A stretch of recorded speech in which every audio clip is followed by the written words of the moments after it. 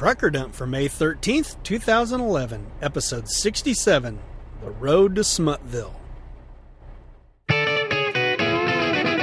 Welcome to Trucker Dump, where you'll get one driver's insights and sometimes humorous views of truck driving and the trucking industry, and pretty much anything else he feels like dumping on you. This podcast is brought to you by AboutTruckDriving.com.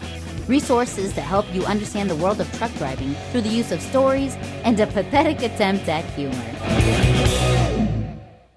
Hey there, folks. Hope all's well. Todd McCann here. Today's topic is a warning of sorts. If an overweight person showed an interest in trucking and asked me what I thought of the job, I'd feel obligated to tell them of the struggles many drivers face with their weight. I'd tell them that most drivers will put on even more weight without even trying. They may think they'll be fine because they've been able to keep their weight manageable, but I'd be sure to tell them that a lot of good intentions get tossed out the window when your body gets used to sitting and doing nothing for long periods of time. Laziness creeps in and the weight starts to pile on. In a similar fashion, I'm going to talk about another subject that could become a problem if a driver didn't watch himself, or herself, I suppose. Although I'm willing to bet that it's more of a problem for the dudes. So hop in and let's take a trip on the road to Smutville. Sorry about the passenger seat, it's not air ride. Driving a truck nowadays is almost like having a subscription to Playboy. Well, I guess the billboards only show part of the actual goods, so maybe it's closer to Maxim. Any way you look at it though, today's truck driver has way too many loads going to Smutville. Now I know what some of you are thinking. Here comes another lecture from a holier-than-thou bigot. Who are you to judge what's right or wrong? Okay. First off, I'm not holier than thou. Second, you can do and think what you want, including not reading this post. Third, it's my blog, so it's my opinion. Fourth, quit using the word bigot for anyone who doesn't agree with you. Whether you're a bigot or not depends on how you act towards the person you disagree with. From Merriam-Webster, the definition of bigot is a person who is obstinately or intolerantly devoted to his or her own opinions and prejudices, especially one who regards or treats the members of a group as a racial or ethnic group with hatred and intolerance. That last part's the key here, people. Now, I'm sure some of you think there's absolutely nothing wrong with porn. You're entitled to your opinion. Now, I ask you this. What good in this world has come from pornography? Sure, since the porn industry brings in more cash than all the major sports combined, I suppose you could say it stimulates the economy. But how does that really benefit anyone? Other than your 2 minutes of happy alone time, I mean. I guess it does provide some jobs, but the majority of the money you spend on smut goes directly into the producer's pockets, which in turn goes to make more porn. If you can think of some wonderful benefit of porn that I'm neglecting, please feel free to argue your point by leaving a comment. I'll be glad to have the debate with anyone who can carry on an intelligent conversation and doesn't resort to name-calling. Now back to the subject at hand. Perhaps that's a bad cliche to use right now. Anyway, I've been trucking coast to coast since 1997, and I don't remember it always being so bad. Maybe my memory's just shot from staring at too many long stretches of road, but back then I only remember Las Vegas being overrun with porno billboards. I can't say as I was all that surprised about that, though. It is Vegas, after all. And being Vegas, they've now lifted it to a whole new level. Last time I was through there, they had numerous billboards advertising production job openings for a company called Bait and Tackle. Well, this sure looked fishy to me. The pictures on these billboards were of jolly green giant-sized half-naked men and women. My suspicions led me to wonder if these productions were porno flicks. Turns out, I was right. There's a link in the show notes to the story if you don't believe me. While Vegas is always at the forefront of risque, the rest of the country isn't that much better. If you're in an urban area, there are billboards for gentlemen's clubs every time you glance up from the road. Now, I can honestly say I've never seen even one gentleman in these establishments. It's hard to be gentlemanly when you're holding up a dollar bill with lust in your eyes and drool on your lip. And yes, I'm ashamed to admit that I've been to a few strip clubs in my younger years. All 3 times I buckled to peer pressure from the guys in my band. It was never my idea, I swear. I can honestly say that I was just never into it. While I wasn't exactly a great Christian example back in those days, I guess my Christian upbringing always made me feel that something was just wrong about the whole situation. It didn't help that I'm a tightwad. I couldn't really see the sense in paying a woman to tease me. I knew plenty of girls who'd do that for free. Temptation isn't just in the cities, though.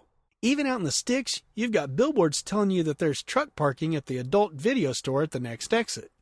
And how convenient that it's open 24 hours. Couples welcome? I'll bet. I wonder how many of those places have hidden cameras stashed around the joint. It still amazes me how many of these shops are on the highways of America. Every once in a while, you'll see a billboard for massage parlors. And guess what? They have truck parking too. And how about the topless cafes down on I-75 in the southeast?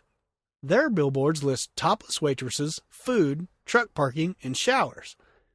I'm sorry, but even if my electronic logs tell me I'm out of driving time, I'm not stopping for the night and taking a shower at one of those places. I feel sorry for the plumber who has to clean out those drains. Even when you're at the truck stop, you're not immune from sexual bombardment. Most of the large truck stop chains stay away from porno mags, but many of the small places have magazine racks that devote more than half the shelf space to porn. That always disturbs me, knowing that a graphic image like that can get burned into a kid's brain with one glance. And yes, I'm fully aware all the naughty bits are covered, but they're still revealing enough to pique the kid's curiosity. Once you're back in the protective cocoon known as your truck, you'd think you're safe. But no, here comes the lot lizard. That's a truck stop prostitute for you non-truckers out there. Granted, most truck stops don't have infestations of lot lizards, but you can pretty much count on a knock on your door if you're anywhere near an urban area. I've seen a few nice-looking lot lizards over the years, but by and large, you gotta be pretty desperate to go there. Clearly, all these smut pushers know their audience. If their advertising didn't work, they'd change their billboards or get rid of them altogether. Sadly, it is working. It's not very often that I pass an adult store without at least one truck in the parking lot. Likewise, lot lizards wouldn't be frequenting truck stops if there weren't drivers forking over the cash for their services. Truck stops wouldn't be carrying nudie mags if drivers weren't buying them either. So what's a driver to do? Well, if he thinks there's nothing wrong with porn, he goes as crazy as a nymphomaniac at a swingers convention. While he's doing so, he may get lost in a world that'll only take him further into the heart of Smutville. I've never been an avid porno guy, but I'd be a big fat liar pants on fire if I said I'd never seen any. I've seen my share. Some of my friends went for the hardcore stuff, but I've always liked something left to the imagination. See, I was even classy back then. Psst. I can only tell you that the more you see this stuff, the more obsessed your mind gets.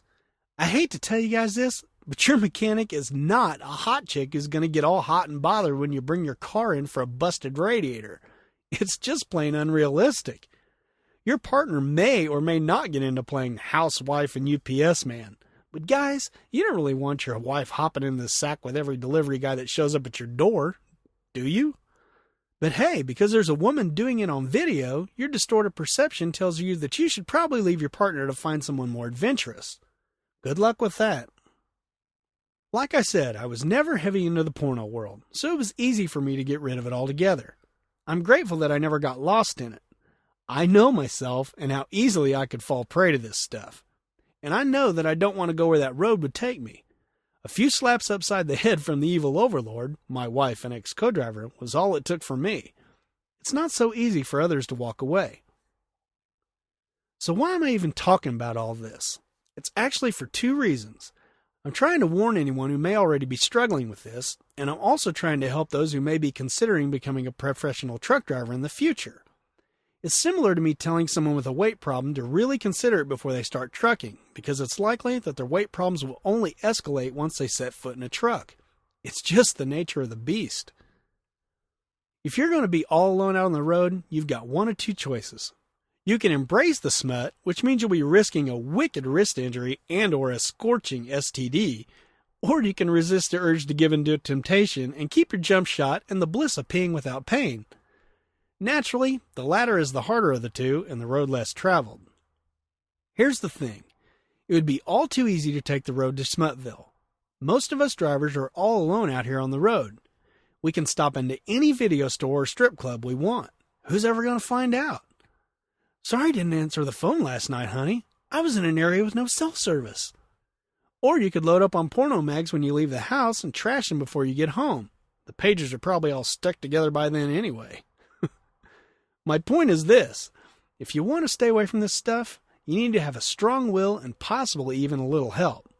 Now, I'm a Christian, but even so, I'm not immune to this stuff. I admit that all the opportunities out here are tempting at times. When I see a racy billboard or a nice set of legs in the car beside me, I try not to take a second look. Sometimes I succeed, sometimes I fail. The thing that helps me most is that I know God is always watching. Even if the evil overlord never found out, I'd still know, and so would God. Now that may be enough to keep me from caving in, but if you're not a believer in a supreme being with an ever-watchful eye, you may need more help. If you even think you might be addicted to porn, just do a Google search for Pornography Addiction Helpline and call one of the toll-free numbers to get some help. And if that still isn't enough, I might be able to talk the evil overlord into coming over and giving you a good thwack upside your head. You know, while that is rather effective, she does seem to enjoy it just a tad bit too much.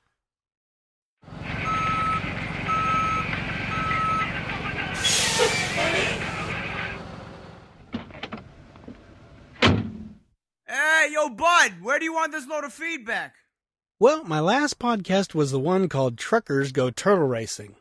This was one where I was so full of myself and so happy with myself for what I had done. I thought it was so good and such great writing, some of my best stuff ever. Well, I'm glad to say from your comments, I think you guys enjoyed it too. So let's get right to these. Helmet or Heels says, who knew there were rules for turtle racing? Well, yep, Helmet or Heels, there sure is. Next up for the trucking industry, rules for when and where you can relieve yourself. Herbs and Wonder says, I adore turtles. Seriously, adore turtles. I'm glad you, me, and the evil overlord have that in common, Todd. Oh, and I called myself Big Blondie on the CB in junior high when we road tripped. Well, Big Blondie, I bet that got the truckers' attention, didn't it? Knowing truckers as I do, I'm afraid to ask what kind of verbal perversion you were exposed to as a junior high student. Lisa Nowak says, maybe you should take a lesson from the stock car racers and try a little rubbing. Oh, that'd get you fired, not to mention arrested. Never mind, my bad. Well, no, Lisa, I'm thinking a little rubbing might be a good thing. Perhaps I'll use it as an exit strategy when I'm on my final trucking run. Sounds like fun. Kat wrote in again. I'm going to have to bleep some of these here. She writes, bah-ha-ha-ha, classic. Thanks, mate. Yeah, there are many a dimwit out on the roads.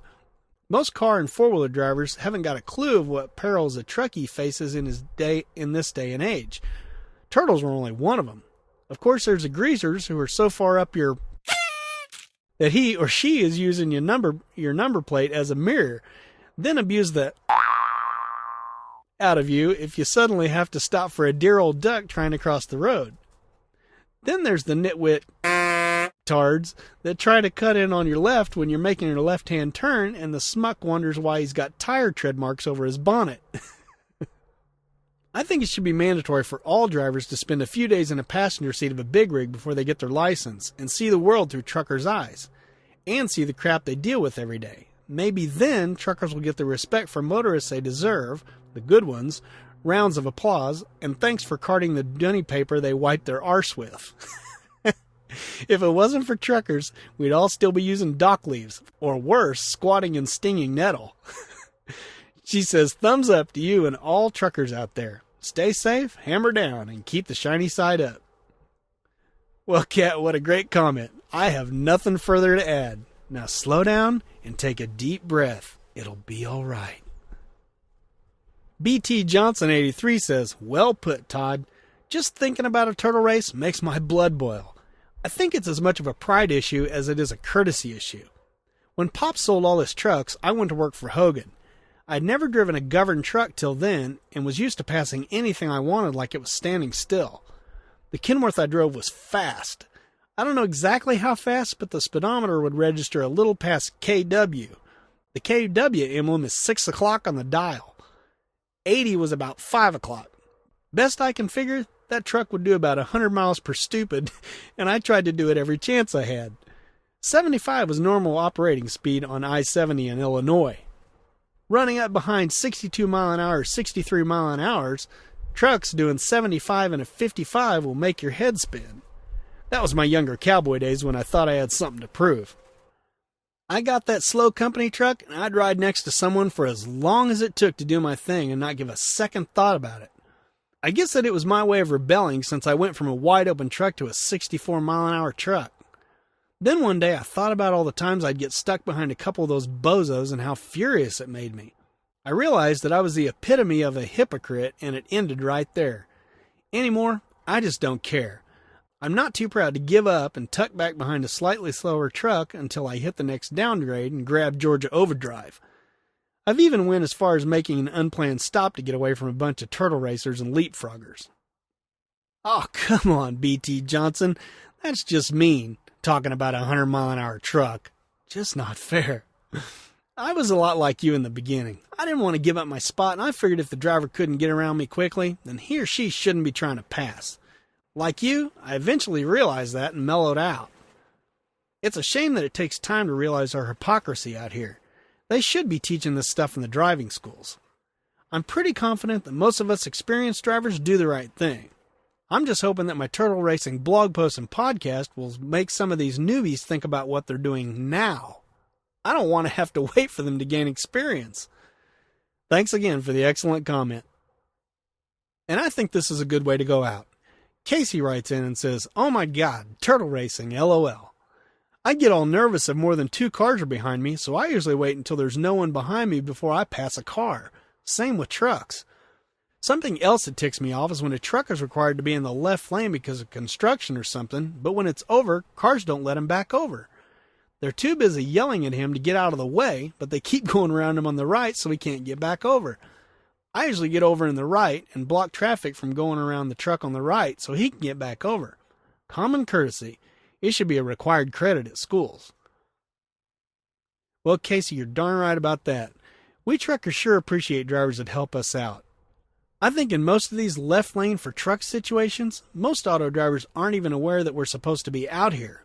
That would require that they read signs. But you're right. If they want us out of the fast lane so bad, why the heck won't they let us back over? Thanks for the comment. And a word of advice for everyone. I'll say it again.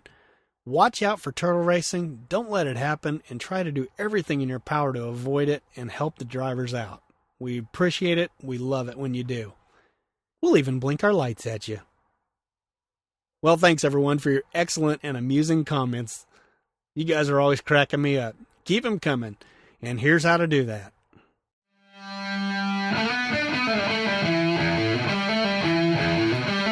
So, what do you have to say about this one? Or do I want to hear it?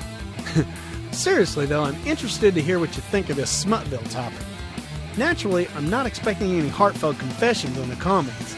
As a matter of fact, if you would like to talk about it, but don't want it aired to the public, shoot me an email at truckerdump@gmail.com. Tell me you want to keep it confidential. I'm not asking for your deep dark secrets, but I'll help if I can. If you've got a comment, as always, leave it on the comment section at abouttruckdriving.com or use that email address. I'm Todd McCann on Twitter. That's 2 D's, 2 C's, and 2 M's. Give me a follow over there. Thanks. So until next time, drive safe and stay out of my way.